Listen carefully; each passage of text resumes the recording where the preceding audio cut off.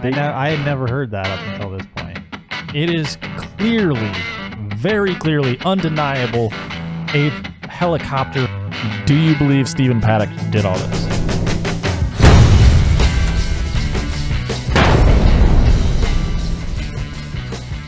And you were going to ask me a question. What was it? I think there's a lot of events like in history, in our lifetime or on our parents' lifetime, that they're always people are like, "Oh yeah, I remember exactly where I was when that happened." Do you remember? This would be October 1st, 2017. That would be the Mandalay Bay shooting in Las Vegas. Do you remember what you were doing that day, or what? I don't. Really? I don't. Well, for us, that would have happened in the middle of the night, so I didn't hear about it until the next morning. So I was probably in bed. Yeah, you probably were. I was still up. I remember I was browsing AR15.com, the general discussion. That was when I was on the forum still over there. That forum, they just have like everything. I mean, and if an event starts happening, they just have coverage of it. It's insane. Funny enough, that's what I'm on right now. That's where I've been. There's a couple of threads on there that are like 700 pages long on this that I've been looking through. It's crazy. There's a ton of information on there. But like when stuff like that happens, they'll post like live feeds to it and stuff, and at videos at the moment stuff are happening. It's freaking crazy. So I remember I was at home. I saw this was happening, and I was following it in real time. I was watching, the AR15.com, the forum. They were updating everything. There was videos coming out of it and stuff. So yeah, I remember exactly where I was and what I was doing.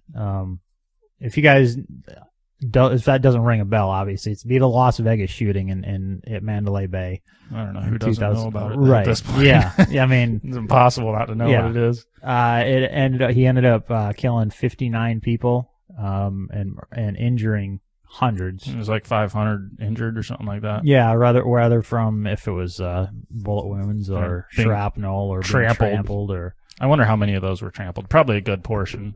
Probably. I don't know. It was the weirdest one of the weirdest incidents, mass casualty incidents, or the weirdest incidents in United States history overall, I think. It's just it doesn't make any sense. There's no rhyme or reason or anything to it. The incident itself isn't that odd. It's just everything surrounding it. I think the incident itself is pretty odd too. Really?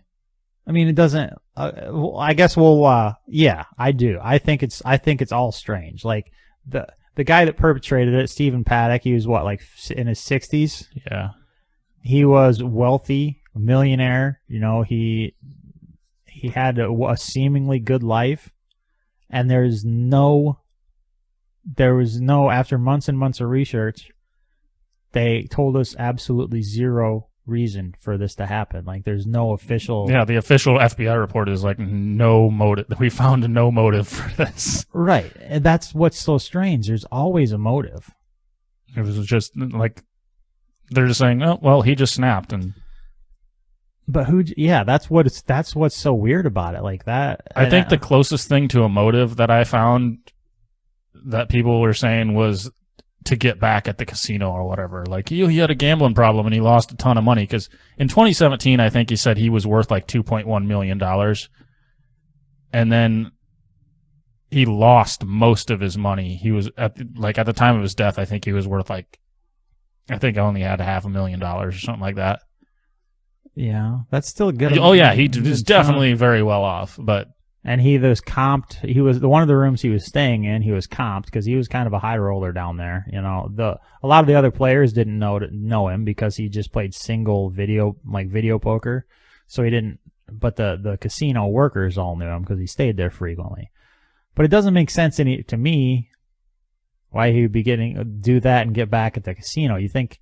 Because he didn't shoot anybody in the casino. That doesn't that doesn't make any sense. What kind of I'm going to get back at this casino, so I'm going to kill a bunch of people at a different venue from this venue. Yeah, and he scoped out other venues and events too. Like there was one in Boston and another in the Las Vegas area, But I guess before we dive any further into everything, like let's just kind of go over what exactly happened, like the official timeline. And one of the weirdest things too, and why everybody doubts what actually happened, is the timeline was constantly changing throughout the investigation, and they could never really settle on an official timeline. It was very sketchy. So where do you want to start? Well, let's just start like at the attack, like when it initially started happening.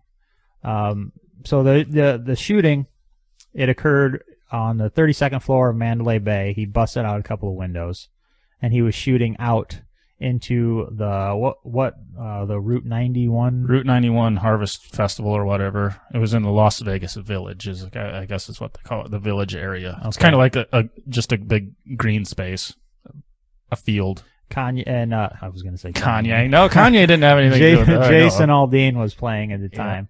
I mean, he's pretty close to Kanye. Yeah. And the shooting happened from 10:05 p.m. to 10:15 p.m. and this was all on October 1st, 2017. So, I guess Box, I'm just gonna kind of go over initially what happened, and you tell me any discrepancies that you see in your timeline to mine. Yeah, sure. I'm sure your article came from all my information, so yeah, mine's just probably more in detail, I guess. So shortly before 10 p.m., hotel security guard Jesus Campos, he was sent to the 32nd floor to investigate an open door alert. So he was trying to go onto the 32nd floor and found that the door he was trying to go through would not open. He found an alternate route, and then he went and discovered that door he was trying to go through was screwed shut by an L-shaped bracket. So I don't know how much detail we want to get into. That stairway that he was trying to come up to, that was the stairway that the strike team breached later on. That was right outside Stephen Paddock's door, room 32-135. So that was like 2 feet away. Stephen Paddock's door was here. The double doors were here at the end of the hall. The stairwell that the strike team came through that breached his room was right here. Okay. That was right to the left of Stephen Paddock's door, just so you guys know what's going on here. Yep. So Campos, he found that door screwed shut, and then after he reported that discovery, he heard what he thought was the sound of rapid fire coming from room 32-135, which is just the 32nd floor, room 135. Went to investigate the matter, and then at approximately 10:05, he was hit in the right thigh by about one of 35 bullets that Paddock fired through the door of his suite. It also, I don't know if it says it here. Yes, it does. He said he believed he had been hit by a BB or pellet gun, which I found very odd. I found that kind of humorous too, but he was struck by bullet fragments, which I can see because Paddock was firing through the door. Yeah, and I'm sure he wasn't using... I bet he was just using cheap ammo or whatever, but still it'd be Full Metal Jacket stuff. Probably. I don't know. Yeah, a splinter or a particle or of a bullet or some shit. At that point, he took cover and immediately informed the hotel by radio that he'd been shot. At the same time, another maintenance worker, Stephen Shuck, was on the same floor that Campos was on. Campos encountered Shuck, and then he told him to take cover, yada, yada. And then Shuck informed the dispatchers over the radio about the ongoing shooting and told them to call police. Now, there is the timeline, a big change in the timeline. One of the discrepancies that was going on was when Campos was actually shot, whether it was after the initial shooting started or before. Because there was like a 6-minute discrepancy in there between some of the initial reports and the official report.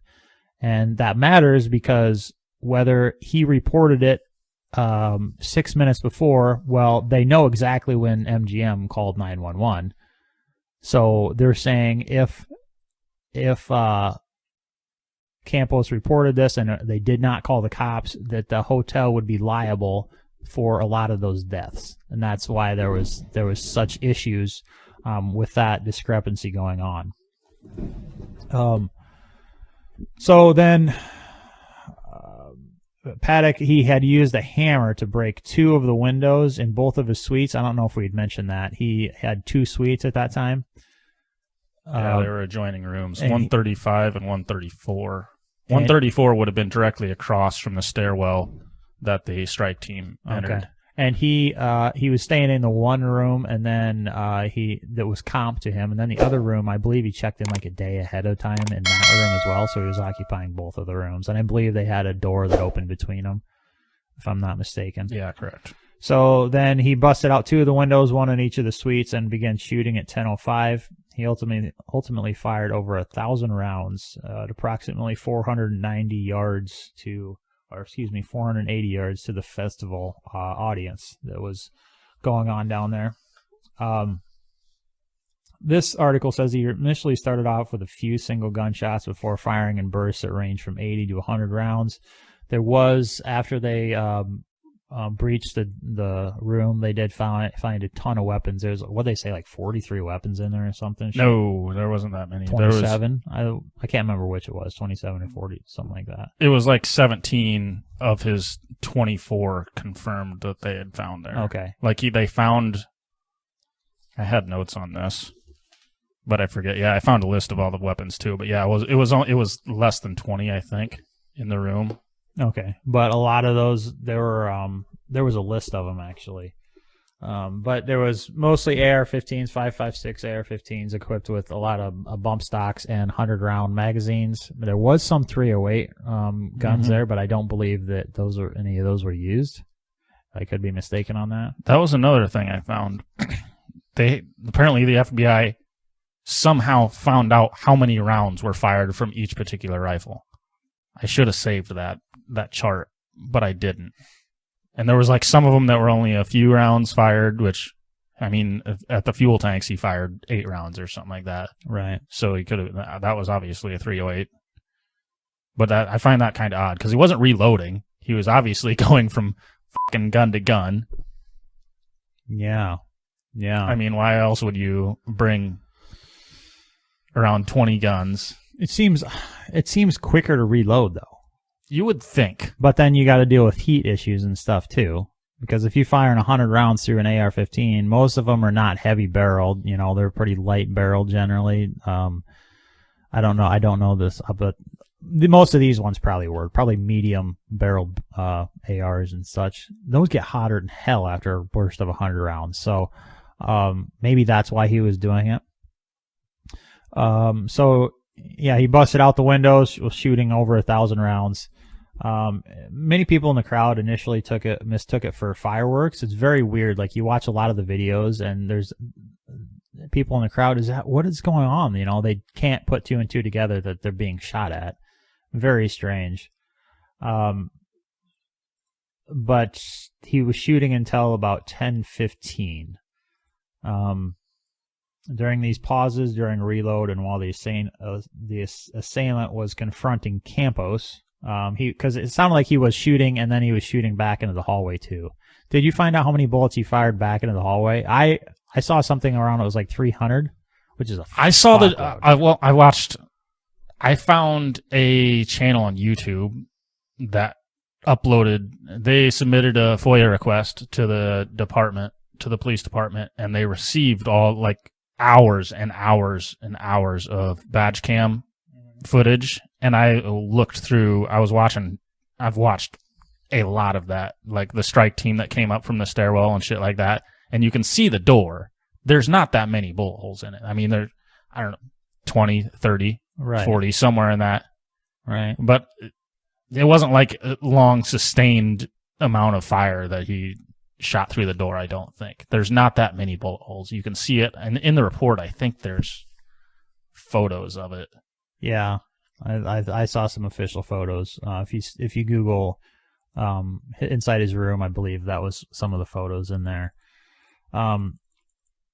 So then he was shooting until 10:15. He also shot. He fired 8 bullets at a large fuel tank at the airport. Hit it twice. 1 penetrated and 1 did not. I believe, like Bach said, I believe those were 308. Oh, 1 actually got through? I didn't know that. I believe so, yes. But jet fuel, contrary to most people's expectations and movies. When you shoot a fuel tank like that, it doesn't just randomly explode. There's not usually enough heat generated to cause a situation like that. Well, looking at the bolt holes too, there's quite a bit of burning around them, so it could have been incendiary rounds. That could, or tracer rounds. Yeah, that's true. Because he did purchase some tracer rounds. So that could have been possible. So there was a lot of confusion, like where this was all happening. Like nobody knew where it was coming from. Like you see all these videos, and I never saw one video that was like, oh, this is exactly where he's coming from, which is strange because he was firing 100 rounds at a time at some circumstances. Like you'd think you'd be able to pinpoint it, but knowing how Vegas is, I mean, there's buildings everywhere. The sound reverberating and echoing off the buildings really make it extremely difficult to pinpoint where that is. So the police had a really difficult task even finding out where the hell it was coming from. They should have known almost initially though, immediately, because if Campos reported he got shot through this door. Yeah, that's one thing that a discrepancy between my article and yours. Like I have the official report, criminal investigative report from the Las Vegas Police Department. And he went up there investigating this hot SOS alarm at room 129 on floor 32. So just a few floors away, or a few doors away from Paddock's door. Hot SOS alarm? Yeah, it lets them know, like you said, if there's a door open too long or something. Okay. Which he had been assigned to like 5 at that point. And the way they handle those apparently is just awful. Like they assign someone to them and then they immediately check them off as, oh, we already checked that even before they've been checked. Yeah. Right. Just like, oh, I don't know why they do that, but well, it's usually it's not anything nefarious. It's a bunch of partiers, going out to get ice or something. So they probably don't treat it too, Oh, still. Yeah. But anyways, he went up to check that. He found that stairwell door was locked. He went up a floor on the service elevator, walked over to the guest elevator, walked down to floor 32 again, and then walked over to room 129, checked it. Then he walked over to that stairwell door, which is right in front or right left of Paddock's door, and he found that it was barricaded with that little L bracket thing, which I found pictures of that too, which was a tiny little thing. You could have pulled that door open if you tried very hard at all, which I think that's what they actually did. And it was that's when he called in that engineer Shuck, I believe, and he started walking away. And that's when he found, that was at like at 10:06, I guess. I hate how this isn't military time, this report here, so I don't know how to say, 22:06 hours, is that how you're supposed to say it? At 10:06 is when apparently he noticed that there was rounds being fired. And he called his dispatcher and said, hey, there's shots fired in 32-135. So almost immediately after the shots were the shots started, this Campos guy apparently called it in. Right. And he was shot. He said, this is the room it's in. This is where the firing is going on. And he told his dispatchers that. Right. Well, when did the dispatchers call 911 to alert the police? Did that I don't have. That's not in this report. So he radioed it into the hotel, but the hotel still had to call 911, which would have been getting inundated with a bazillion other calls at that point. So I could understand like the confusion of sorting through everything. I don't know if it would have been though. That's it. That's a minute after the shooting started. People at that point were still confused and thinking it was fireworks at the venue. Yeah, but 60 people, 59 people were killed. There would have been people dropping. Like you would have known, there would have been some there that knew that this was not fireworks, that this was people being shot, and those people would have called it in. That's true. I mean, it's tough to say.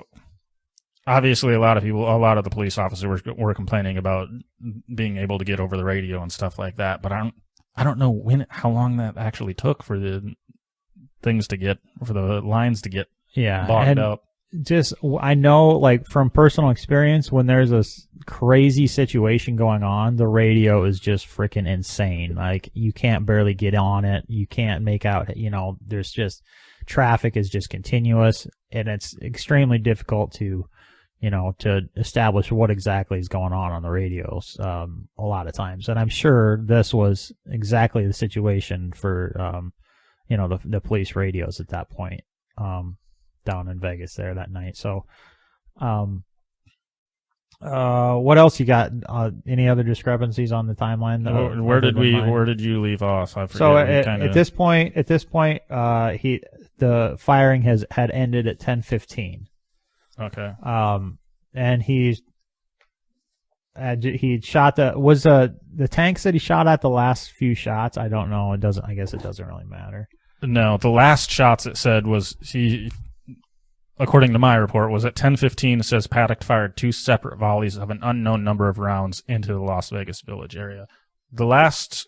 He didn't fire the shots he fired at the tank were all between. They were at 10:09. Okay. So he fired 8 shots in a minute at the fuel tank and missed 6 of the times. Okay. So at 10:12, and this had been just before he had done shooting, 2 officers on the 31st floor responded to the sounds of gunfire on the floor above them. They arrived on that floor at 10:17 p.m. and encountered Campos a minute later, and he directed them to Campos' room and helped others evacuate. Campos was then directed to seek medical attention because obviously he had been shot. Between 10:26 and 10:30, 8 additional officers arrived at the 32nd floor. Some of those officers manually breached the door Paddock had screwed shut with his bracket. It sounded like they just used some sort of Halligan tool or a pry bar or something. The gunfire had ceased, and the police systematically moved down the hallway, searching and clearing each room using the master key they had been provided by Campos.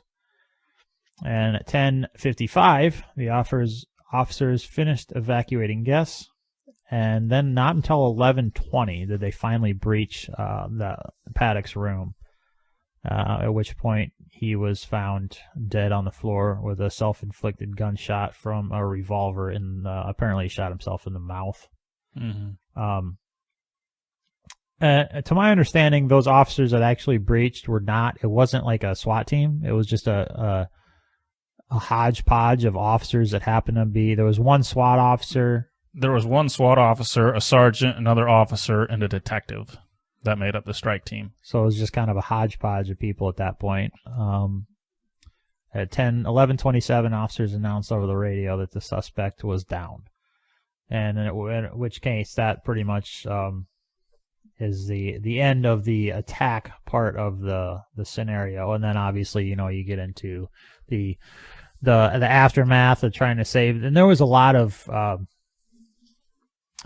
pretty heroic stuff that came out after the fact that we don't really need to touch on too much of that. But I think there's a quote by, what is it? Mr. Rogers, I believe it is. He says, in times like these that are tough to make out any good, and it's so confusing and weird, just look for those people helping. And I always thought that was an interesting quote, and it was especially relevant in this sort of situation, because there was a lot of people that were literally running through gunfire, grabbing those people. And there was one fella, I don't have any of his details right now, but this is just something I read in the past, that he was loading people into his truck. And I can't remember. I think it might have been a Toyota or something. Just loading people into it and taking them to the hospital. I think that truck was stolen. I think he stole that truck do it too. He did. Yep, it was a stolen truck. Now that you say that, and eventually that story came out, and he was awarded. The manufacturer of that truck awarded him, just gave him a brand new truck for his efforts there. So, and there's tons of stories like that. I watched a video the other day yesterday of a boyfriend or a husband, I believe, holding on to his wife, and he was shot and then he saved her, you know, and there's just so many of those stories. So I always thought that was a cool quote by the good old Mr. Rogers. But down to the investigation and stuff, just the weirdest freaking, there's so many strange ass things going on. Like this was super hard for me to research. Nail anything down because so much... like I would latch onto something, be like, ooh, this is really interesting, and then I would get down to the bottom of it and be like, okay, that may be a little too far fetched. So I would waste hours and hours researching something that I ended up finding out or ended up thinking was just like, okay, this is a little too conspiracy-ish, right, for me. And that's everywhere. Like every single situation surrounding this, you can dive down and be like, that sounds like an awful lot like a conspiracy to me. Right. Like there's Saudi princes and stuff involved, and yeah, they were staying on 4 floors above him, and the theory was that that something had to do with an assassination attempt on the Saudi prince. I don't know why they would shoot hundreds and hundreds of people because of that, but very strange situation. But there's have you ever heard of what's it called? Occam's razor or Occam's razor? I have, but I'm not real familiar with it. It is the theory that the simplest explanation is usually the correct one, generally. But that's the thing about this particular scenario. Everybody wants like a reason. They want closure. They want an explanation onto why he snapped and why he did this. And there is none. There's no good explanation. Like there's some theories that, you know, it was he was just a depressed gambling alcoholic that wanted to go out in a blaze of glory. But that doesn't, like, I don't understand that. That makes no sense either. Then there's other theories like the Saudi prince one or a failed FBI gun deal with terrorists. But those don't make any sense. Like, why would they have to, you know, you had a failed gun deal. Oh, let's just shoot a bunch of people to cover this up. Like, that doesn't make any sense because obviously it was premeditated because he had cameras in the hallway on a food cart that he had asked the ushers or whatever the fuck they're called, the room service attendants, to leave there. Right, and like, that's one thing we did not say. That's how he ended up shooting Campos initially, because he saw through these cameras. Yep. Campos outside his door. He had one on the food cart and one through the peephole so he could see down the hallway, and then he had monitors in the room that he could watch these and see when the police were coming up to his room. So it was heavily premeditated. But yeah, it's just freaking crazy. There's nothing in this guy's past that makes any sense. The thing that I did find very interesting, his father was actually a bank robber. He was on the FBI's most wanted list from 1969 to 1977. Like, what in the hell? Like that, it's things like that make you go, what? Like, how, like, stuff movies are made of. Like a bank robber on the FBI's most wanted list. Like, really? Yeah, no shit. And he ended up, the night he was caught, he ended up trying to mow down an FBI agent with his car or whatever. And he was clearly a psychopath, too. But maybe that's the explanation. Maybe this dude was just a straight psychopath and wanted to go out in a blaze of glory. You don't know. That is odd. Like every other shooting that happens, you almost immediately, the FBI or whatever, they dig into that guy's past immediately, down to his childhood, and they're like, oh, he's bullied, he had mental issues. They almost immediately have an explanation for something that could explain it. Yeah, he was definitely disturbed. He had some issues going on. This guy, I mean, yeah, he clearly a whack job. But yeah, obviously, but there's nothing in there that screams mass shooting. Right, and he lived in nice homes. Some of his neighbors were like, he was a weird guy, super standoffish, super anti-people. One of his other neighbors were like, oh, he was the nicest guy, you know, open and warm and loving. His brother, who looks very similar to him, his brother was totally flabbergasted by this. It's like, this makes absolutely no sense to me. Totally caught me off guard, you know. He didn't see anything that could possibly give him any clues that he was going to do this. And I think that's why this has just been, there's no closure. There's no reason. There's usually some sort of, like the Colorado nightclub shooting a few weeks ago. Like that dude was like the gay in the gay nightclub or whatever. Yeah. And like that dude's father was like, what the hell was his deal? His deal with his father? Like beat him or he beat his mom all the time, and he did porn. His dad was a porn star. Yeah. Just very weird. Like, and that's usually the situations, you know. And the only weird thing in this guy's past is his dad was an FBI or on the FBI's most wanted list. So it's just very strange. One of the very things that made people go, what? Like Campos, like he was really the central part to this investigation. And he had 5 interviews lined up because obviously, you know, he was the guy everybody wanted to talk to. Nobody else really knew shit. And all of a sudden he disappeared. Even his union rep was helping him through this situation, lining up interviews and stuff and deciding which ones were the best ones to go on. And then all of a sudden he disappeared. He was gone for like 17 days. Nobody knew where he was. And then he blows off all those 5 interviews on this, you know, that would have been good matches, you know, would make sense for him to go and have an interview on. And then he appears on Ellen, of all frickin' midday talk show that's mostly humorous. It just makes very strange. I saw something too about him that like he wasn't even a registered, like a licensed security guard in the state of Nevada, and there was no information of him at Mandalay Bay, like in their employee database. Like his name was there, but nothing else. No Really? picture, no date of birth, no social security number. That was the other thing too I saw. Like he shared a social security number with somebody else. What? Yeah, I didn't that was something I just came across this morning because I've been looking into this for a while and there's just so many aspects to dive down in. Right. Can't get into every single one of them. But And it's impossible to verify something like that because we don't have access to people's social Definitely. security numbers. So, and that's the problem too. Like so much of this information that you find online is non-verified. You know, like it's just websites don't have to have any proof and they're claiming it. So you don't know what's true and what's false. And yeah, it's just a shit show. That's another reason why it's odd. Is so much of it gets deleted. Mm-hmm.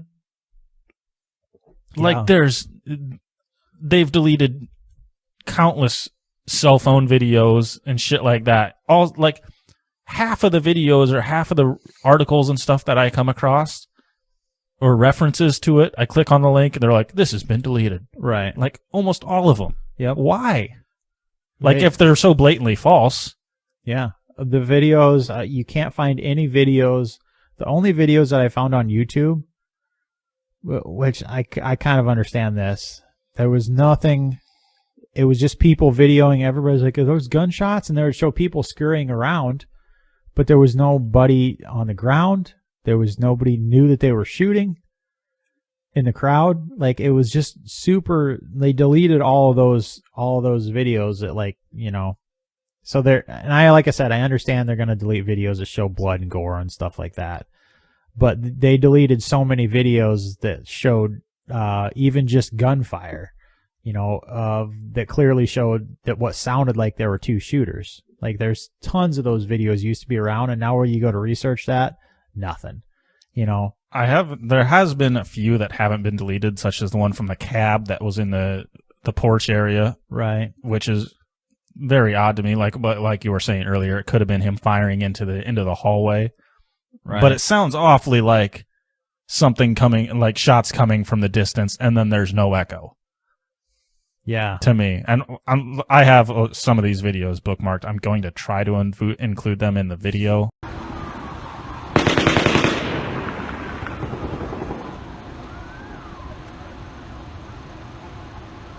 Yeah, it does. It sounds like automatic gunfire.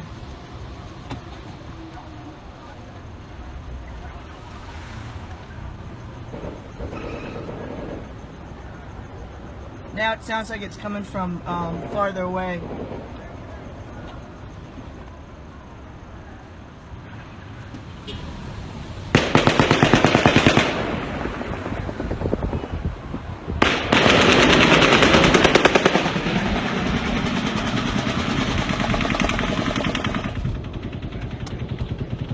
I'm not going to guarantee that I can do all of them, but I'm going to try to include most of what we reference in the video here on YouTube. So there, and as he's talking about gunshots and the echo, there was a lot of videos like you hear like he shoots a 10-round burst, and then shortly after you hear the echo of that come back. So it sounds like, yep, oh, there's got to be two shooters, but then when you stop and think and realize, okay, this is just the echo. But then I ran across one video where you can clearly hear him shooting. Shortly after, it was another burst, but it doesn't line up. It's not the same. Like there was. It sounds like there are two shooters. So the question becomes: was this just him shooting, and then he turned around and shoots towards the door again, thereby giving the illusion of sounding like it was farther away because the muzzle blast would not be coming out the window, or what's going on there? I don't know. It's very. I find that hard to believe though, because there was officers in that hallway for. Man, like I said before, I watched a lot of batch cam footage and like double checked it with my timeline and everything. There was officers in that hallway for at least 37 minutes. Right. But there was only, at most, there was only like one. What do you mean one?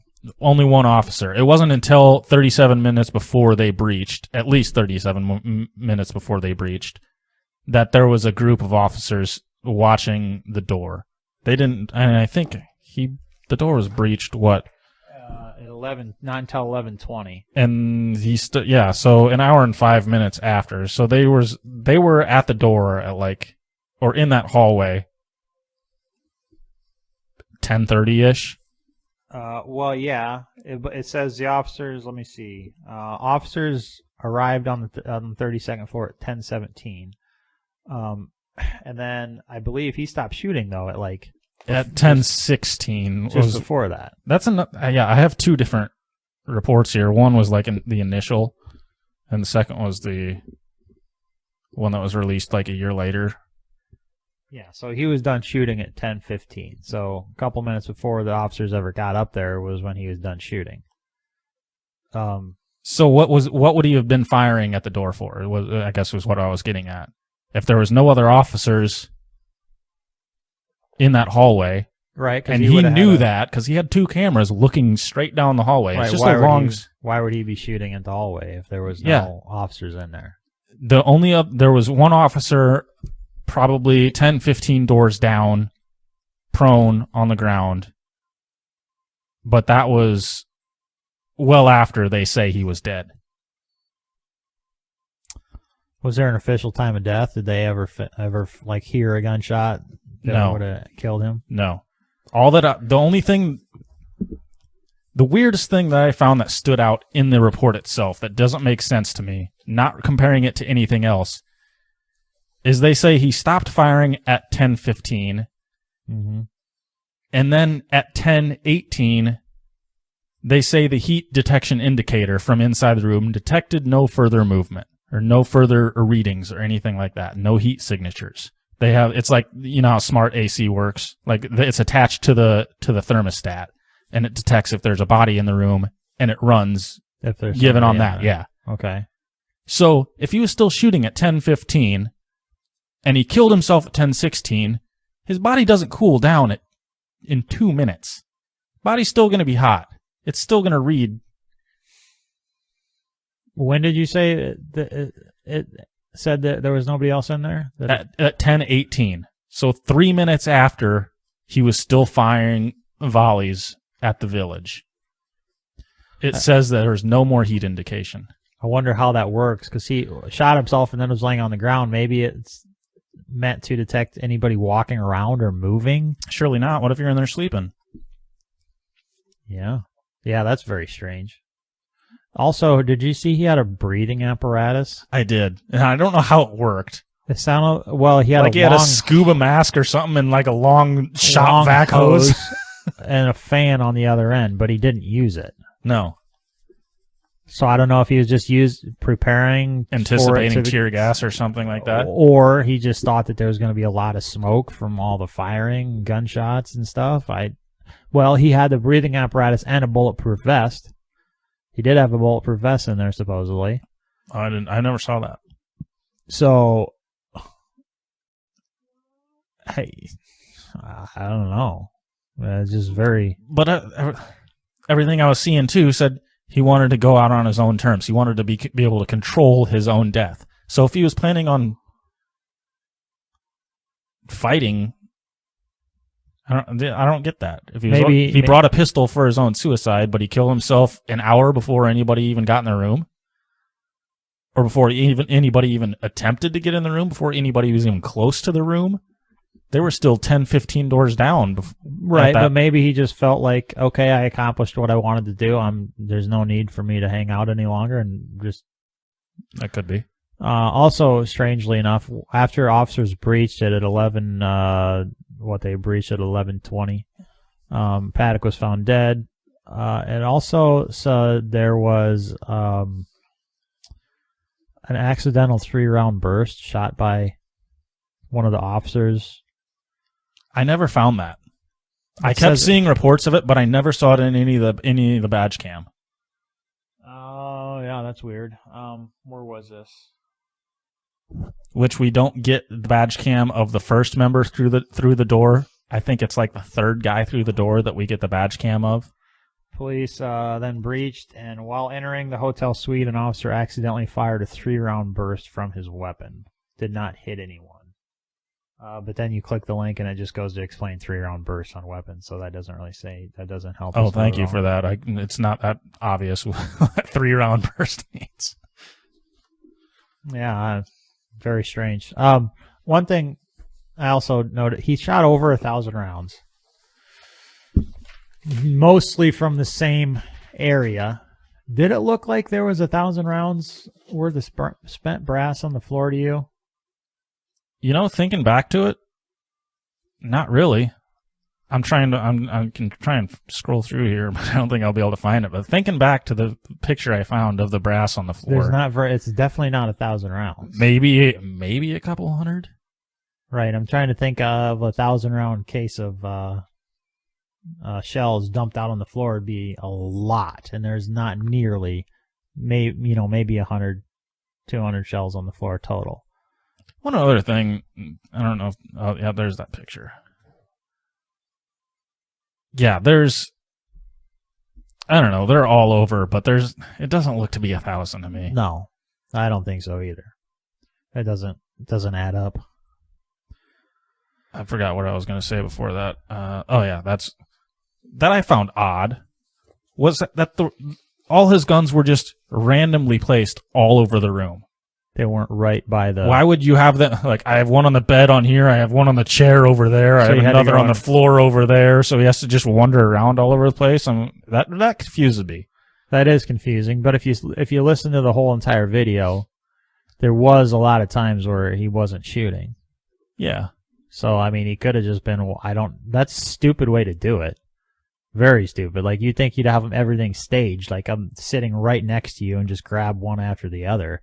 That'd make a hell of a lot more sense than throwing a bunch on the bed or, all over the place. But of course, we're assuming he's thinking logically, which if this is taken on face value and this was just Stephen Paddock going crazy and wanting to kill a bunch of people, obviously it was not thinking logically. So, I mean, we can't make sense of his thoughts there of why he wants to place guns just randomly around the room. Yeah.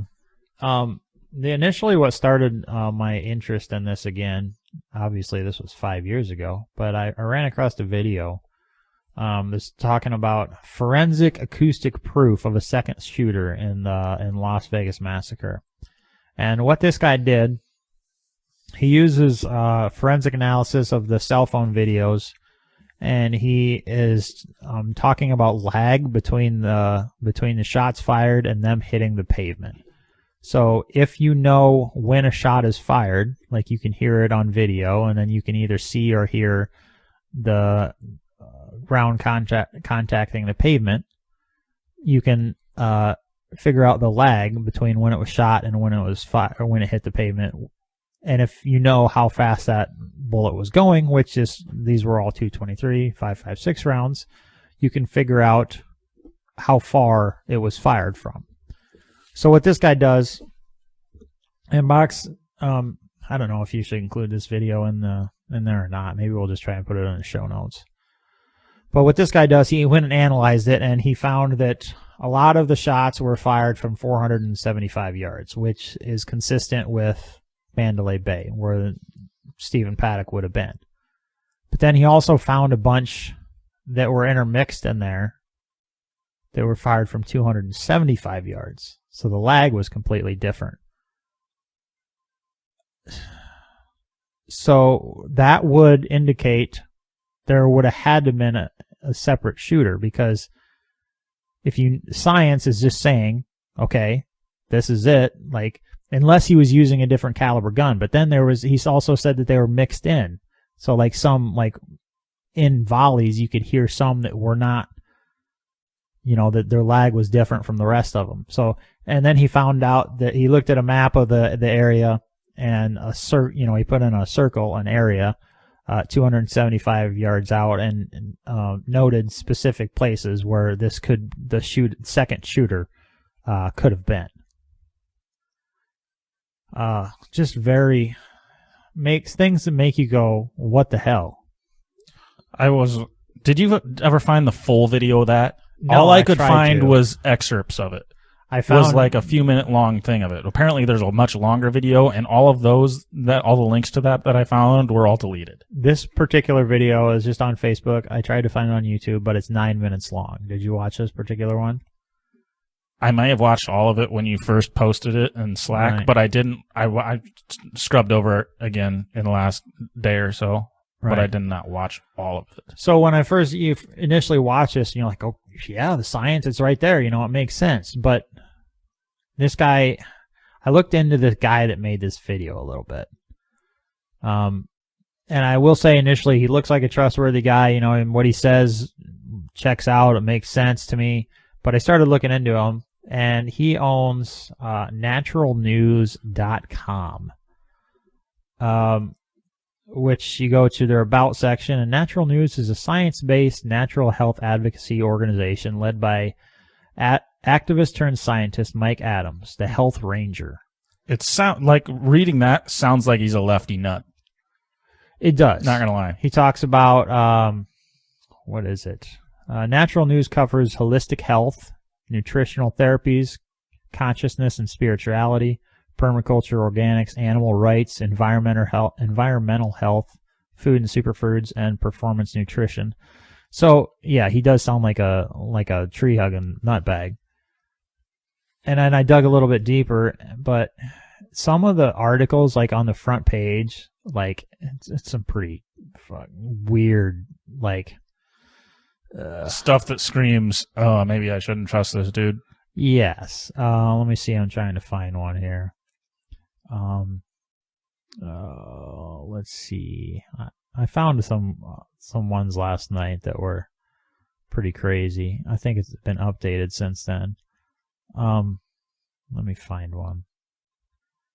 I'm not seeing any right now, but also at the bottom of the About section, it says that this website is often quoted by InfoWars was one of them, which right there makes you go, ooh, well, So I don't know what to think of that video. I did watch a video that was referencing that one from someone who claimed to be like middle of the road and say, I don't really have a stance on I don't know what happened here in Vegas either.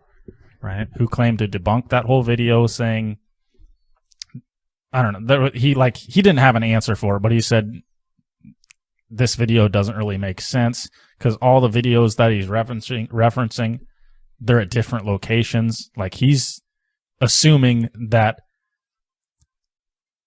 it's all coming, like all this audio is coming from one point in the center part of the venue, which is not true. That's people coming like all over the place. People on the street, people over by the airport, people on the west side of the venue, people on the east side of the venue.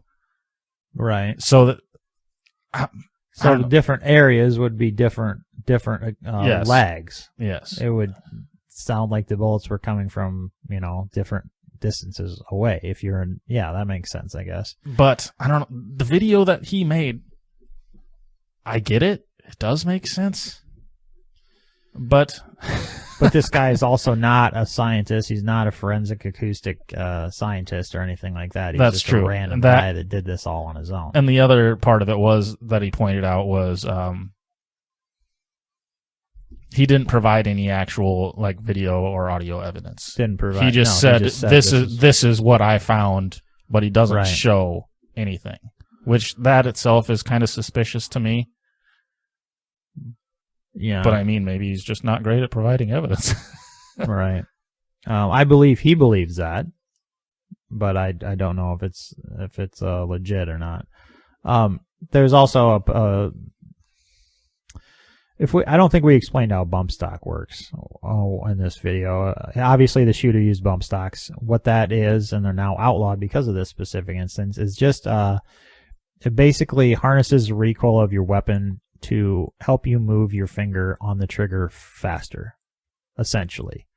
The stock moves, and you hold your finger in the same place, and the stock moves back and forth. It bounces your finger on the trigger. That's a bump stock, yes. Most of the videos you see are,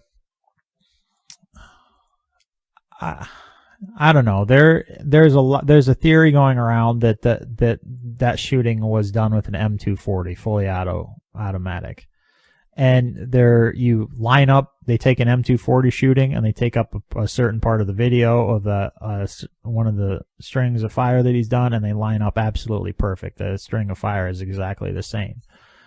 And usually when you fire a bump stocked AR, it's a pretty speedy fire. And this one, like most of his shots, were not that fast. It wasn't a high rate of fire weapon. It seemed pretty slow. But then it did alternate heavily, or it did change speeds in several areas. It's very obvious. It goes from like 7, 8 rounds, 10 rounds a minute or second to 15, 16 rounds a second over changes. Like in the same volley. It varies greatly, and I don't think a regular old belt-fed machine gun does that. No, but of course, I'm not one thing I did notice too was he had a lot of bipods on, and I initially thought, well, you can't fire bump stock on a bipod. Turns out you can. I did a little bit of research, and there's videos of people firing bump stocks on a bipod. I thought you did it yourself. No, bump stocks are illegal, box. Oh, right. No. But yeah, so that was usually the thing. Every time you come across a smoking gun, you're like, oh, this is it. Then you do a little bit more research and you're like, oh, there's some way to explain this. There's a logical solution for this, or a logical reason for this.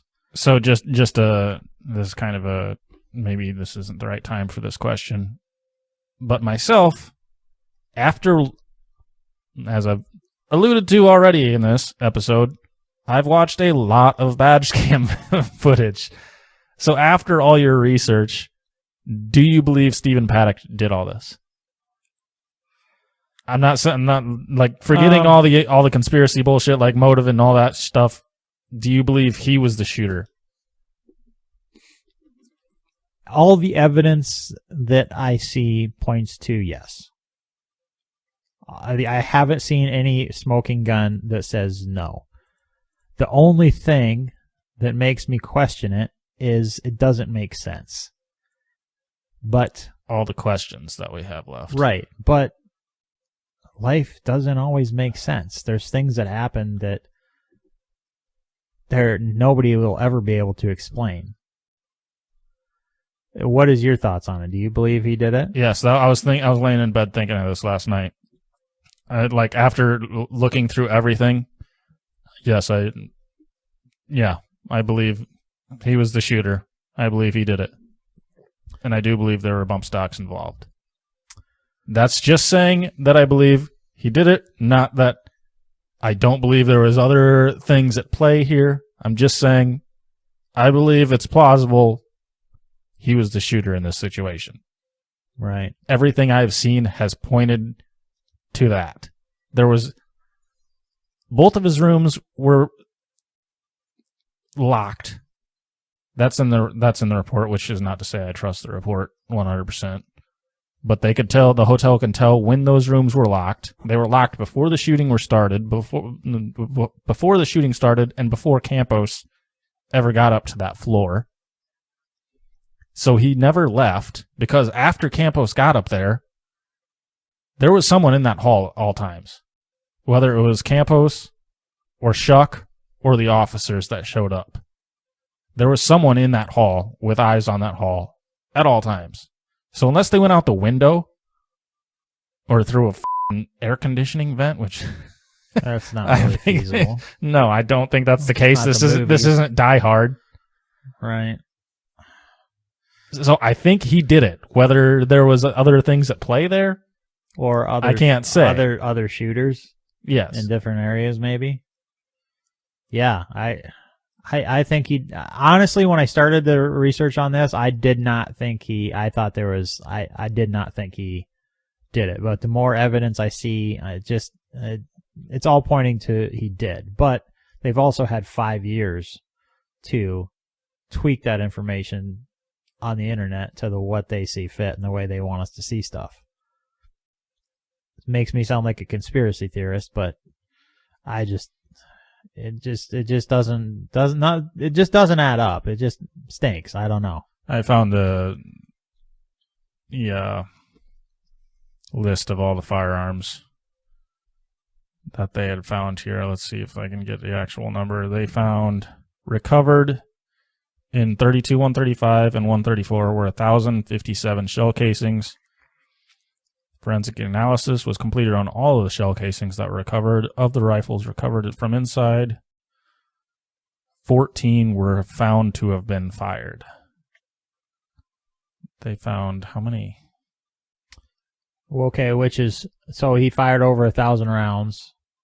14 of them were fired. If all those 14 were equipped with bump stocks and 100-round magazines, that would be consistent. It's just some of them weren't emptied. Let's see if this table shows. This particular table does not show. Oh, it does have estimated rounds. Let's see. Going down, Daniel Defense DDM-4, 100 rounds fired. That one had a bump stock, no magazine, and an EOTech optic. EOTech, huh? Yep. Next one with rounds fired was POF AR with a bump stock, 95 rounds fired, and no sights or optic. Next one was in FN. No sights? Correct. Which is odd. There was a lot of guns that he had fired, a lot of guns they recovered that had no sights. The next one was an FN AR with a bump stock, vertical foregrip, 100-round magazine, EOTech, 153 rounds fired. So he reloaded that one. Yep, supposedly. There was another Daniel Defense with a bump stock, another EOTech, and a 100-round magazine, 95 rounds fired. A Noveski AR with a bump stock, vertical foregrip, and 40-round magazine, 33 rounds fired. How would you figure out how? Like, obviously, if it has a 100-round magazine and that they shot 90 of them, you could tell how many were fired. But it would be physically impossible to tell how many rounds were fired and reloaded out of one gun. I don't know how they figured that out. That was one of my questions as well. That's weird as hell. The other weird thing is they don't have sights, and he's firing at targets over 400 yards away. And they also found a note, like he had ballistics. Right. I mean, they were extremely rudimentary and pretty much useless. But he had like bullet drop, and he was like, at this range, fire here or whatever. Like, right. If you don't have sights, what the good is that going to do? Yeah, you're just spraying and praying. Which, I mean, people are stupid, so... Yeah, but you think as prepared as he was, like, you would put sights on a fucking gun. Maybe it's saying Does it say no sights and no optics? Or It just says no sights or optics. I wonder if they're confusing like iron sights. That's weird. I don't know, dude. That's Surely not. I can't imagine. That just makes me question though, like very strange that the guy would be as prepared as he was and not I'm just going to go through the ones that he fired here. Daniel Defense he fired had an EOTech. Another Daniel Defense he fired had a scope. Another Sig Sauer 308 he fired had a red dot. The POF he had no sights. The FN he had an EOTech. Another Daniel Defense he had a scope. Another one he had an EOTech. Another Noveski had an EOTech. A Christensen Arms he had no sights on. A Colt doesn't say anything about any kind of sights. It just says 100-round magazine. Another LMT, 100-round magazine, no sights or optics. LWRC had an EOTech. A Colt had a front sight only. A POF had a bump stock and doesn't say anything about sights. LMT doesn't say anything about. It says it has a scope, and a Ruger says he has a scope. That's supposedly all the accounted rounds that he had fired. Of course, I guess when you think about it, there was 20,000 people at that concert. I mean, if you're basically just firing in a mass of people, you don't really need sights that much, I guess. I mean, that's sort of true. I mean, at least at the beginning, they scattered pretty quickly. Yeah. Yeah, the whole thing's just weird as hell. Was there any other things in the timeline that was discrepancy other than when that Campos guy was shot that you ran across, or was that pretty much the only thing? Because I know they went back and forth on that for a long time. I haven't really. No, I didn't look too much into Campos. Not that. No. I don't have much on Campos. I think you looked more into Campos than I did. I got more in the rabbit hole of the timeline itself and the badge cam and right some other shit. I spilled pop all over my laptop. Oh, that's good. That's good. Yeah, man, I don't know. Like I said, I initially started off thinking that this wasn't perpetrated by Paddock, but the more I think about it, and the more everything just points to it. I guess that's. I would say he did it. What? So you don't have anything else about? Or do you want to dive into some other? Yeah, stuff? let's dive into some of your stuff that you ran across. Well, one of the things that I was. Let's go with the least, the most boring part of this investigation, but still intriguing, was they had recovered a couple of laptops. Obviously, one he was using to live stream the cameras. What's going on there? Oh, I thought you had forgotten to record it. I was like, you fucking asshole. But they had recovered a couple of laptops in there. Obviously, one he was using for live streaming the cameras that he had in the hallway. And the others, they said they recovered a disassembled laptop missing the hard drive on the floor. And in the report, they said that he had searched for where is the hard drive on this specific model of hard drive. But they never recovered the hard drive. So he disassembled this laptop, removed the hard drive, and then it just disappeared. Maybe threw it out a window and they never... Yeah, that's strange. Why would he do that? Trying to cover his tracks when he... Well, on the other laptop, they also found, supposedly, several hundred images of child pornography which is like kind of like the go-to now, I think. I Whenever there's something fucking sketchy with someone where they're like, ooh, somebody doesn't believe this guy did it. Let's say he's a pedo. Yeah, you're not wrong. They- I had never heard that up until this point. Yeah, that was on the report. Wow, I did not know that. They also, on these laptops, well, I guess this wasn't on the laptop. This could explain the missing hard drive, though, was his brother, Eric. When they were interviewing him, he was seemingly very upset with him, with Pollock, because he thought... Paddock. Yeah. Yeah. Yep. Because Stephen Paddock did his brother's Eric's taxes and cheated on them, and he thought there was evidence on this hard drive of that, and that it was going to Eric over. And then he found out that the hard drives were removed, so he didn't have to worry about that. And he was relieved. And he said, quoted, maybe he did care about us after all. So this guy cheated on his taxes on his brother's taxes for him, did his taxes. I don't know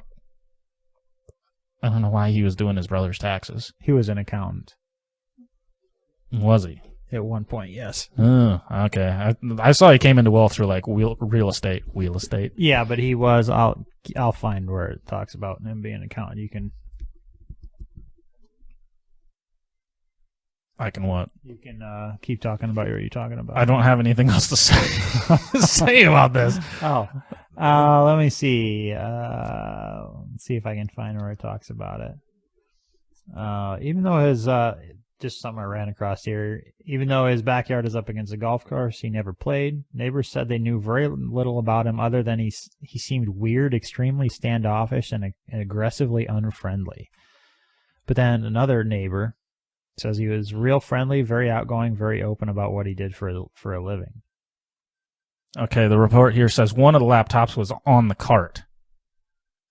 That doesn't make sense. Maybe he was using that to help stream stream it to the other one. But if one of them didn't have a hard drive in it, how is he running it? How many laptops are in there total? They said 2 were recovered. One was missing a hard drive. Yeah, that's strange. I don't know. Maybe the one missing the hard drive was on the cart, and it was just happened to be. But you still need a hard drive to have an operating system. Unless there was, I don't know, they had a laptop with 2 hard drives on it. I don't know if that's... This one has 2 hard drives on it. Does it? Yes. Okay. A C and D. He was a letter carrier for the Postal Service from 76 to 78, then went on to work as an IRS agent. He would then work as an auditor for 3 years at the predecessor of Lockheed Martin in the late 80s. He accumulated the majority of his multi-million-dollar wealth as a real estate investor. The company he owned included properties around L.A. and sold for over $2 million. Another property continued to earn him substantial income of $500K a month. When he sold that apartment complex in 2015, he earned an estimated $6 million profit. So I take that back. He was not an accountant, but it did say he did work with the IRS. So maybe he knew about. I have no idea. I guess. I find the fact that he worked for Lockheed Martin a little peculiar. Why? Because they're like a defense company, defense contractor. They produce a lot of. Yeah, but that was all the way back in the 80s, and that was in the late 80s. No, that's true, but I still find it kind of peculiar. Because there's also been rumors out there that he was an arms dealer. Right, and that was one of the theories going around, that he was it was a failed FBI operation or gun deal, and Paddock would make a good undercover agent, except for his gambling and alcoholism, I guess, but yeah. Let's see, there's a botched assassination attempt. There's another picture of a bunch of guns on the floor, and there's not very many frickin' rounds. right there on the floor. That just doesn't seem like I mean, he did fire from 2 different locations. right. Why was he firing from the other window? Because the other window's not as straight on to the concert as I don't know. I saw like an overview of it and the angle that he had to fire. He was at a greater than a 45-degree angle out the one window, I think, to aim towards the village, right. towards the further back, the room 134. Yeah, I don't. Okay, this says 4 laptops and 3 cell phones were located in 32, 135, and 134. All of them were given to the FBI. Forensic has been completed, and the results of the analysis listed in the following section. Why would he have so many laptops? I do everything on one laptop, and I do a lot of shit. I don't understand the need for 4 of them. Yeah, I don't know. The other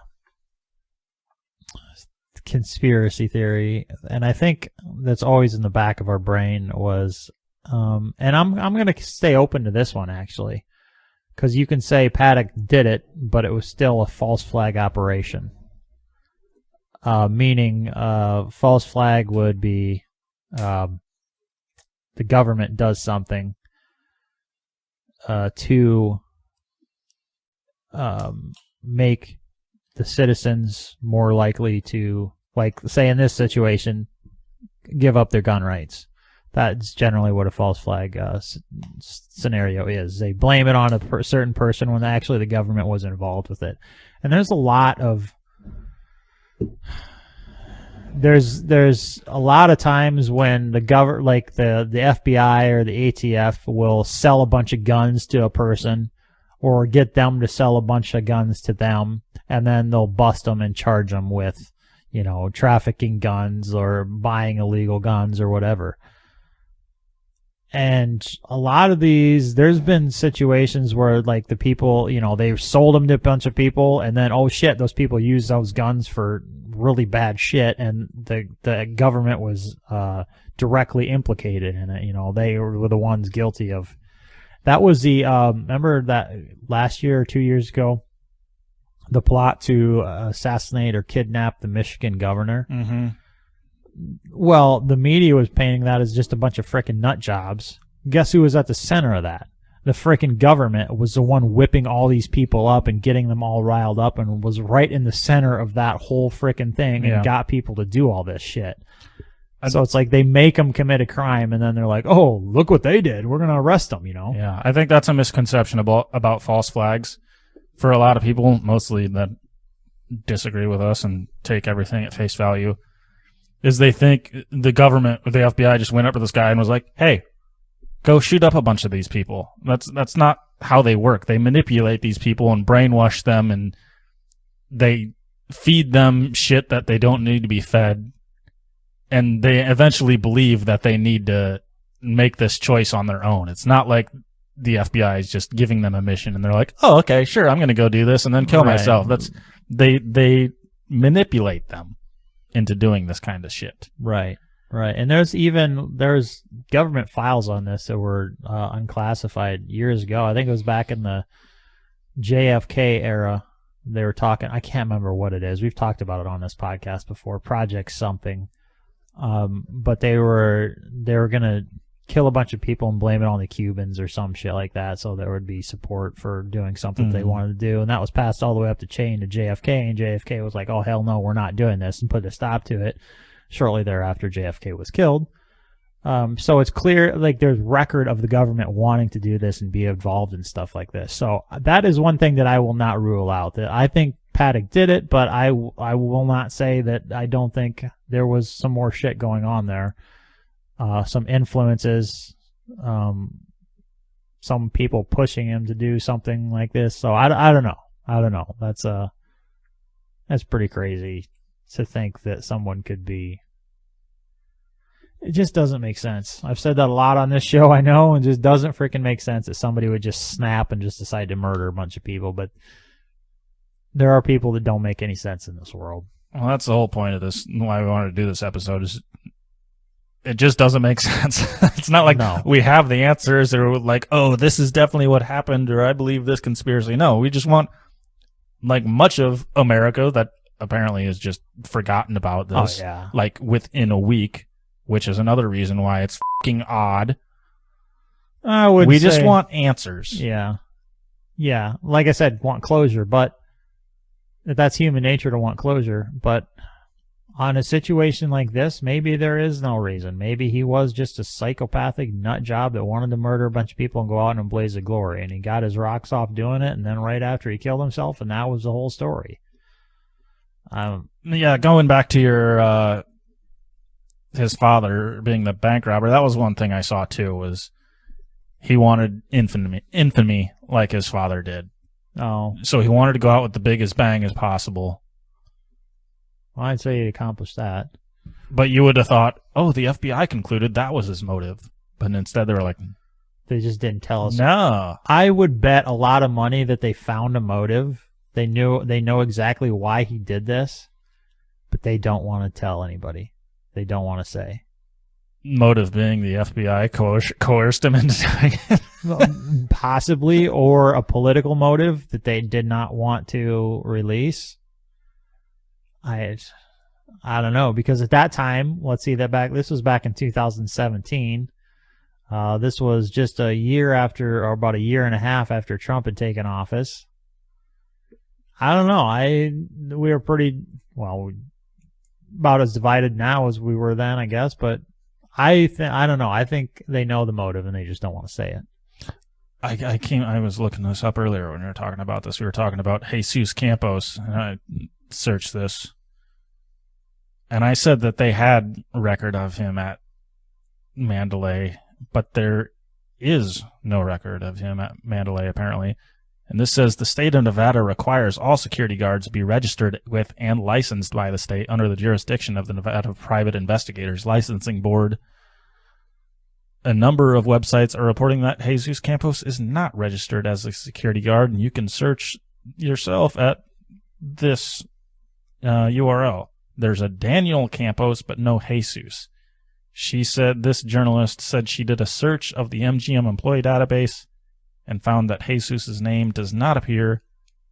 She visited the house of Jesus and found an armed security guard patrolling.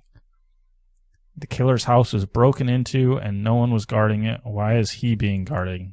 The killer's house was not. So Paddock's house. Actually, now that I think about that, I did hear about that at some point.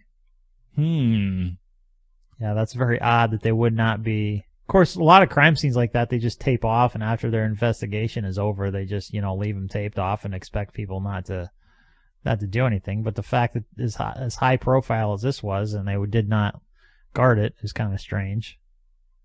Yeah. Very odd. But as far as Jesus not being in the registry, MGM, like I said, was trying to kind of, actually it might have been the pre-show we were talking about that. MGM was kind of hiding Jesus because his testimony on the matter really mattered to them, or that he gave the correct, or at least for them, the correct timeline, because it mattered whether he was, what time he was shot, what time he radioed it in, whether the MGM was going to be held liable for this, because there was lawsuits that flew obviously after this, and a lot of people sued MGM over this, which, man, like, I sympathize, like, you lost somebody or you were injured. You want to blame somebody and the killer is dead. But how could a hotel ever fathom that something like this would happen? Like, that it doesn't make any sense to go after the hotel, to me, unless there was some massively huge reason why they were liable. I just don't see it. I don't see the point of going after them. Well, they think that. I wonder if a lot of the reason they think that they're liable is because they're like, oh, it's obvious he was up to something because he carried so many suitcases up to his room. But he did this over the course of several days, and there'd be different employees working. Yes, which has been noted that, like, there's video. It's different employees, Right. So why are they to be suspicious? And it's Las Vegas. They go through, I wonder, how many rooms are there in Mandalay Bay? There's got to be 1,000. Oh, at least. At least. I would assume They so, go yeah. through a ton of guests. And, I mean, there's a lot of industries where people are going to Vegas with a lot of luggage. Say, just the one that comes off the top of my head, people involved in photography or videography, if you're a cameraman, you have a lot of fucking luggage. Like a ton of shit that you're gonna not just, what are you gonna just leave it in the lobby? No, you're gonna be traveling with it. You're gonna take it to your room. So what do they have? They're like, oh, this guy has a lot of luggage. He's gonna shoot up a festival. Why would you assume that? Yeah, it doesn't. It like you said, a lot of people carry a lot of shit in Vegas, and especially over the course of several days, that doesn't seem that suspicious. I don't think that they, or even if they did, like, wow, this dude's got a lot of shit, we better report him. It's like, no, I mean, the guy seemed like a normal average Joe too. It'd be one thing if he seemed like a freaking ISIS terrorist or some complete nut job, but he seemed like a pretty normal guy. The other thing I did see was somebody was pissed off that the windows were breakable, but he used a freaking good-sized sledgehammer. It was a mini sledge. Yeah, it wasn't 2-pound hammer. It looked like. Yeah, it wasn't just like, you couldn't have just like thrown a wooden chair at it and broke it. I don't think it took some. I think it took some. That's effort. the other thing, though, that they have heat indication in their rooms. They have these hot SOS things. They know when the deadbolts are engaged in the rooms, but they don't have alarms when the windows are broken or removed. Well, they wouldn't. I find that peculiar. That was part of they're just stationary windows, and they're probably super strong. I don't think they'd have any reason to suspect they'd ever be broken. But yeah, 2-pound sledge, I mean, I don't know. That's someone to look into, I guess. I didn't look too much into that aspect of it. But they were, I imagine they're probably laminated. Oh, yeah. Like safety glass. So he would have had to really tear at them because they were most of the way broken out. It wasn't like tempered glass where you just hit it and it the explodes. Whole thing shatters. That would have taken a lot of effort. Yeah. Yeah, I wonder how long he did that before he started shooting. Because you would think, I mean, it's always lighted. The hotel is always lit up. Like, you would think people would notice if he did it very far in advance. You know, hey, you got some windows broken or some shit. Unless he did it right before he started shooting, and then there wasn't time for anybody to notify or notice him, I guess. Yeah. That's a weird aspect, too. Well, I did see also another thing I came across was some just a random video on YouTube. She went down and looked at the scene in the days afterwards, and there was actually like 13 windows out. There was 6 missing on the west side and 5 on the south side of Mandalay. But there's also storage rooms that they probably don't want light in that are just blocked off. There's also like vents that they could want in there that appear to be blocked off windows or broken windows. And they were just, it was clean cut. It wasn't like broken windows or anything. It was just a blacked out pane of glass is what it looked like. Strange. I wonder if there's anything to that. Yeah, that's weird too. Was there any? Well, you mentioned helicopters. What'd you find out about? I did see this too. This is one I was very it's the most intriguing, but I don't. God, it's one of those things you're like, okay, that's too far fetched. I don't want to go after that, and I wasn't until I came across a video. I will include that in the podcast video. It is clearly, very clearly, undeniable, a helicopter flying right in front of Mandalay Bay. Undeniably a helicopter. You can see it clear as day. It's a helicopter. To the left side, on the opposite side. You heard 2. You heard big one. So you heard 2, and then you heard automatic fire. But the other one was a smaller takeoff. So there was a small one that seemed like it was on the left side, on the opposite side. I swear somebody. Okay. At what time? When did I don't know what time it was, but it was like you can hear the recorders. They were, I want to say, they would have been they would have been north of the Mandalay Bay. So they were looking like Mandalay Bay was kind of like this, and he was shooting out of here and here. These people would have been up here between the Luxor Casino and Mandalay Bay. Okay. Or on the other side. So I mean, Luxor would have been in between them. So he was shooting and a helicopter flew by. Okay, what's the theory here? There's flight data and radar that don't show any of these helicopters they didn't show up on this flight data. There was just south, I want to say south. Yes, just south of Mandalay Bay. 3 helicopters departed, Maverick helicopters, at 9:40 at the same time. They just all lift up, take off. They all go north on the same line.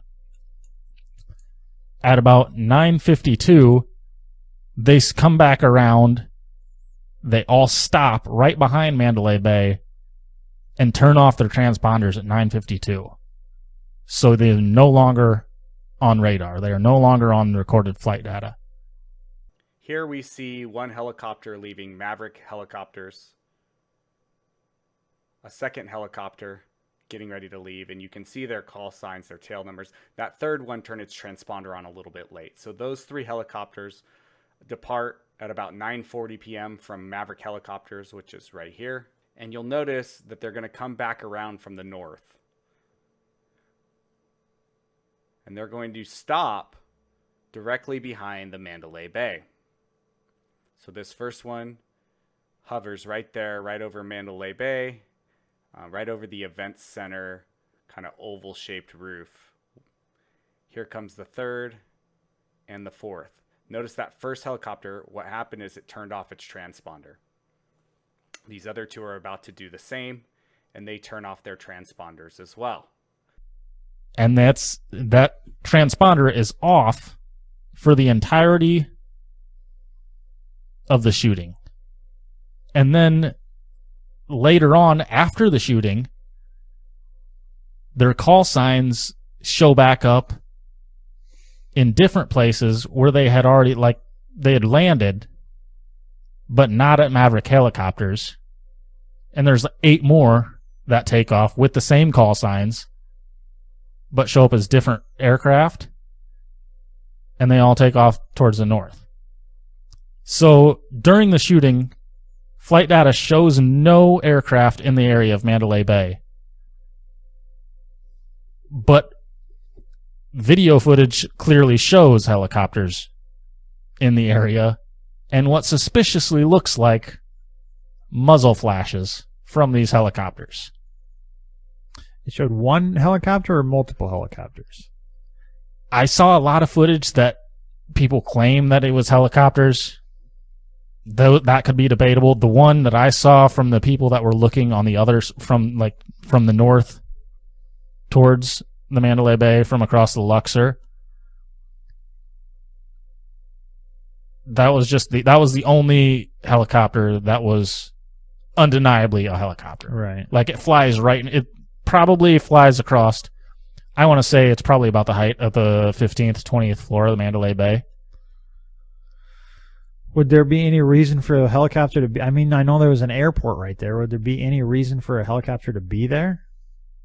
Like where would, that seems pretty odd. I agree, very odd. They'd be, well, I mean, that is not in and of itself, not anything damning, but the fact that they turned off transponders or whatever you call them is very, very suspicious. Like I can see glitches or whatever in this particular flight data software or whatever. But just watching the footage of it, it clicks in and off now and then. But it's just the fact that these three helicopters take off from the same spot. They follow the same route. They all come back. They stop right behind Mandalay Bay, and they all turn off their transponders at the same time. Yeah, if that's true. That's fucky to me. That's a question I would like answered.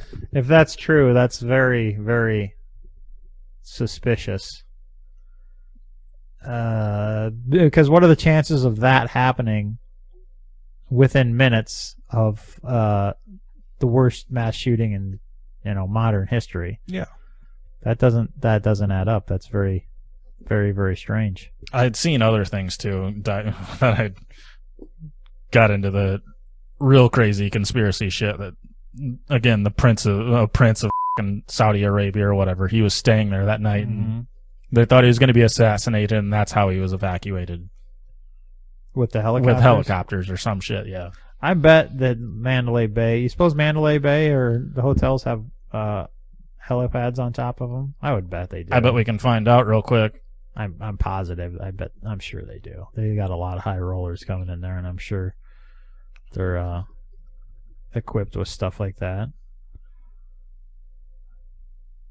There are 2 helipads that are next door to casinos, but not part of the property. So if there's helipads there, theoretically they would have. Helicopters would have a reason to be there, but the fact that they did what you described is very suspicious. Yes. If not extremely, extremely suspicious, almost damning. That's weird as hell. Like before I came across this, I came across another channel on YouTube that's been investigating this for years and years. They have tons of stuff posted on their YouTube.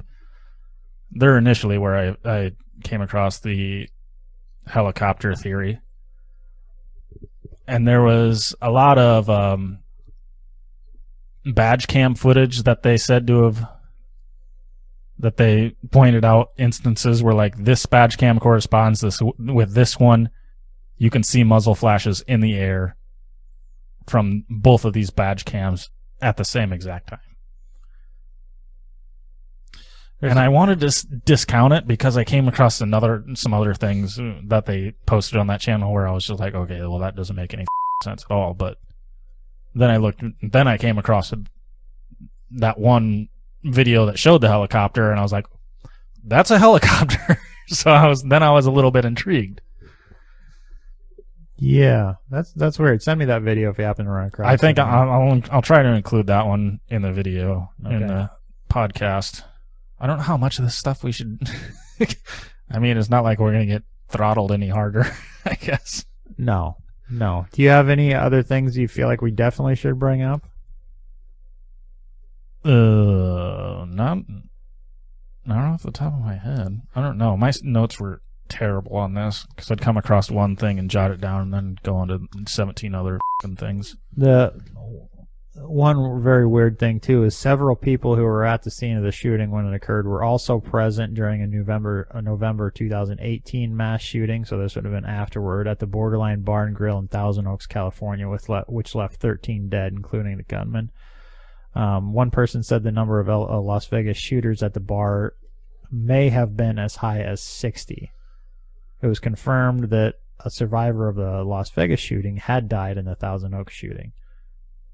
So, like, these instances are extremely, extremely, extremely rare. But there was also 20,000 people at the Las Vegas shooting. So that does seem very strange, though. And also, Thousand Oaks, California, I don't know how far away that is. Probably not that terrible far. So, I mean, but how bad would that suck? You survived the one shooting and then only to go get shot in another one. Like, the chances of that, like, the chances of you dying in a mass shooting in the U.S. are like getting struck by lightning, but then you're within 2. But then again, there are people that get struck by lightning multiple times too. So, yeah. Did we mention? Maybe I mentioned it at the beginning. The taxi cab. Yeah, we mentioned that a little bit. The video, the lady in the taxi cab at the porch. Yeah, we mentioned that. Well, yeah, we kind of touched on it just very briefly. She didn't show, you could just hear shots. Yeah, that was very clearly like right above her. Yeah, and then I think there might have been one instance of muzzle flash in one of them. And there's a lot of people that speculate there was some muzzle flash on like the 4th floor. It seems like it's coming from up there. Oh shit,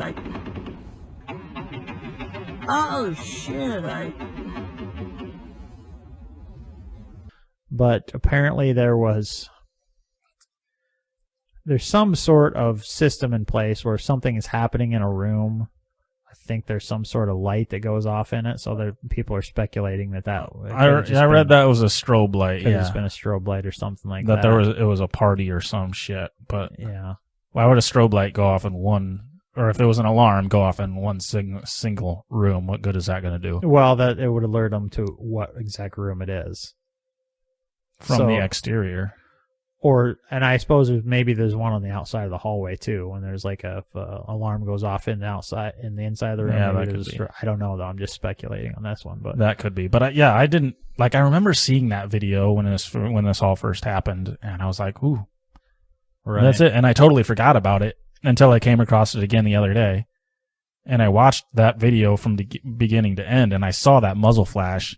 And thinking back, like, it corresponds perfectly with gunshots. Right. And then I also came across that video. I think it was that video.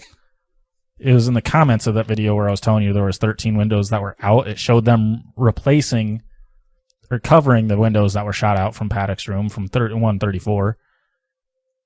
And it showed how easily the windows were removed and replaced. They covered Paddock's room and closed up.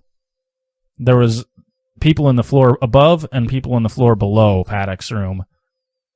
They covered Paddock's room and closed the two rooms above and below in 55 seconds. They removed those they put the windows back in 55 seconds.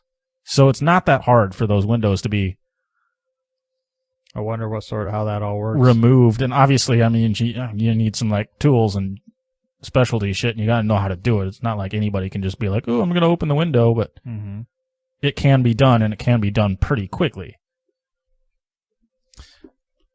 Yeah, was there any glass inside of course, if he's hitting the window, it's going to bust it all out. Generally. But you think there'd still be some shards or stuff inside the room. Yeah, I never saw any evidence of. I didn't either. Yeah, well, I don't know. Ultimately, the only thing that's really, like I said, usually if there's some strange situation going on, generally there's a reason for it, a solution for it. But that whole helicopter thing, that's just... No, it's bizarre. That's extremely bizarre. And maybe there's a perfectly good explanation for that too. Who knows? But that's just very strange. And yeah, like I said, that's one I discounted almost immediately watching the helicopter thing. It's like, yeah, that's just too far. But then I saw that one video. No, that's a helicopter. Yeah, that's pretty There's wild. some odd flashes coming from it. But again, I never heard any gunfire in that clip though either. Right, and you could hear all the gunfire that's happening, but then again, that's not to say that there wasn't suppressors or something. Suppressors and subsonic ammunition. Maybe, you never know. And with like, usually though, as lit up as Vegas is, like you would think if a helicopter was high enough, you wouldn't see it at night. But usually, if it's as lit up as Las Vegas is, you think people would see them. But then again, maybe they weren't just looking up and weren't paying attention or something. I don't know. But you said, too, that there were people that saying there was helicopters around, so I don't know. It'd be interesting to talk to someone that was actually there. Yeah. I think there was somebody from Iowa that was... They were from Sutherland. Oh, it's like really? 15 minutes away from not 15, but 20 minutes away from Royal, where I was living. That was killed there? Yeah. Yeah, it's pretty wild. Between here and Royal, yeah. Huh, well, you got any closing thoughts or anything, Box?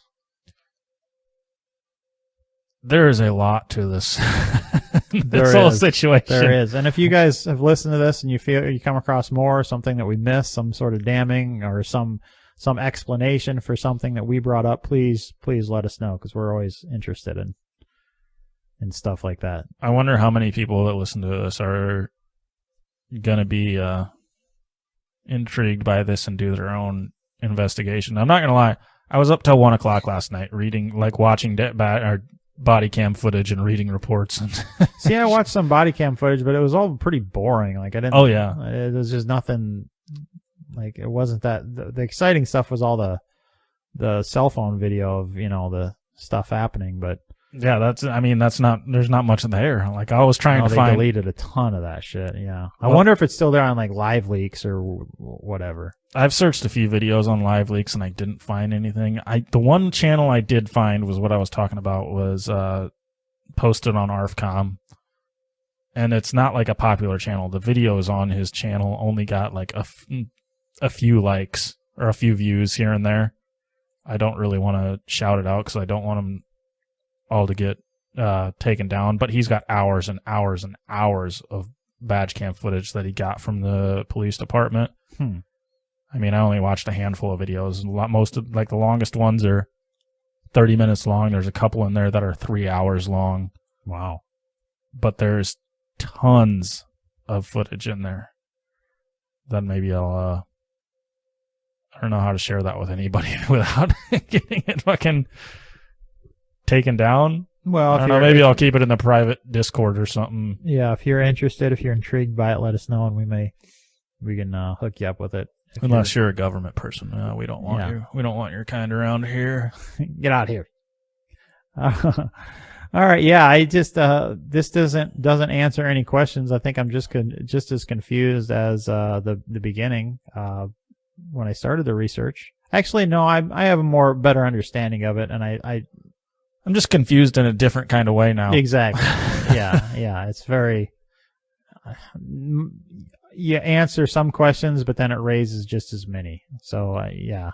There's a fine line between reasonable and hardcore conspiracy shit. Yeah. And it's very tough to walk on in this particular case. Definitely, especially since it's been 5 years since this happened. There's been so many time for him to take so much stuff down and crazy people to put so much stuff up. So, but yeah, it was. Let us know what you think about it. What your personal opinion is, or if you have any different information that we don't have at this point. We're always intrigued by that stuff.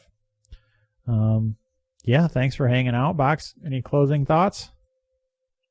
No. Maybe if you guys really like this episode, let us know, and maybe we'll continue to look into it a little bit more. There's far too much information for us to cover in one episode, and we're not organized enough to do something like that. But if there's some stuff that you want us to look further into, or if you're intrigued by it, let us know, and we will, because this was... Yeah. Or I don't know, this is the kind of stuff... I can go down a real rabbit hole here. I had 37 tabs open here. And welcome to my normal life. Well, not that bad. I usually have 10 open, but... Or if you like, there's any other events or anything you happen that you would like us to look into, we are always intrigued to do some of that stuff. So, guys, thanks for sticking around. If you enjoyed what you heard, you can help support the show on our Subscribe Star. Just go to subscribestar.com, search Life Short, Live Free. You can help support the show for less than a cup of coffee a day. And we also give you perks. We're not just asking for donations from you. We're going to give you some goodies. So check that out. Also, check out lifeshortlivefree.com. You can download the app, and you can join our forum and our Discord on there. And the Discord is always hopping. There's always stuff going on there. So make sure you give that a try.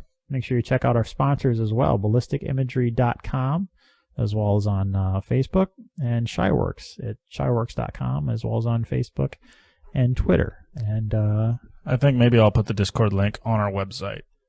Yeah. In the along with the download the app for you iPhone users or you people that don't want to download the app. If you want to join the Discord, I'll throw it in there on the website.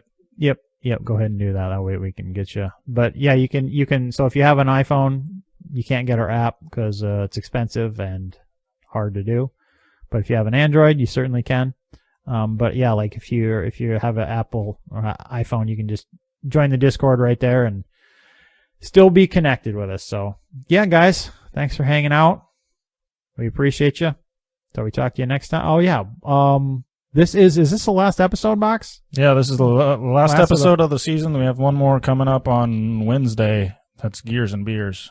Oh, okay. Yeah. So we got one more of this season going on. This is the last LSLF episode, but I'm sure I'll do some live streams and some stuff over the course, and we'll come back in January. So His OnlyFans will be active that whole month. Yeah, absolutely. Absolutely. So yep, we're taking some time off, but don't worry, I'll still be putting out a little bit of content for you to entertain you guys. So guys, thanks for hanging out until we talk to you next time. Remember, life's short, live free. God bless. God bless the United States of America. And defund the ATF. Repeal the NFA.